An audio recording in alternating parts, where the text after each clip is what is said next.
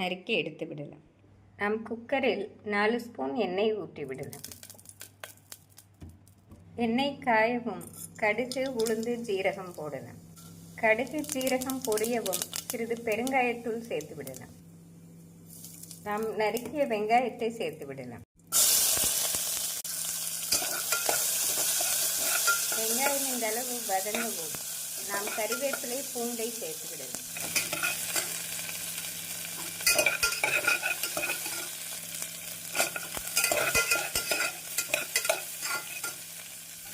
வெங்காயம், பூண்டு இந்த அளவு வதங்கவும் நாம் பச்சை மிளகாய், தக்காளியை சேர்த்து விடலாம்.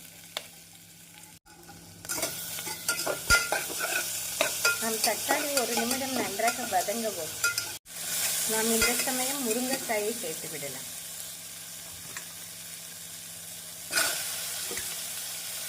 முருங்கைக்காய் சேர்த்து நாம் வெங்காயத்துடன் 1 நிமிடம் வதக்கி பின் குழம்பிற்கு தேவையான மஞ்சள் பொடி, மசால் பொடி சேர்த்து விடலாம்.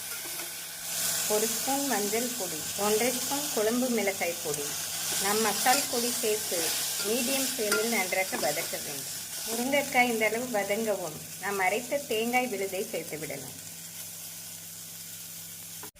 நாம் தேங்காய் சேர்த்து நன்றாக மிக்ஸ் செய்ய வேண்டும்.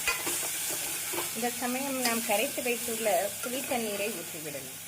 இந்த அளவு புளி தண்ணீர் சரியாக வரும்.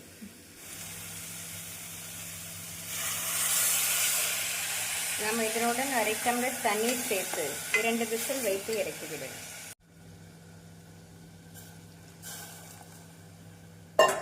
தண்ணீர் நன்றாக கொதித்து வரவும் நாம் தேவையான அளவு கல்லுப்பு சேர்த்து விடலாம். நாம் 2 விசில் வைத்து எடுத்து விடலாம்.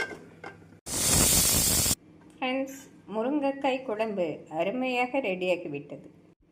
நாம் மல்லி இலை தூவி சர்வ் செய்யலாம். ஃப்ரெண்ட்ஸ், இந்த டேஸ்டியான முருங்கைக்காய் குழம்பை நம் சூடான சாதத்துடன் சாப்பிடும்போது மிக அருமையாக இருக்கும்.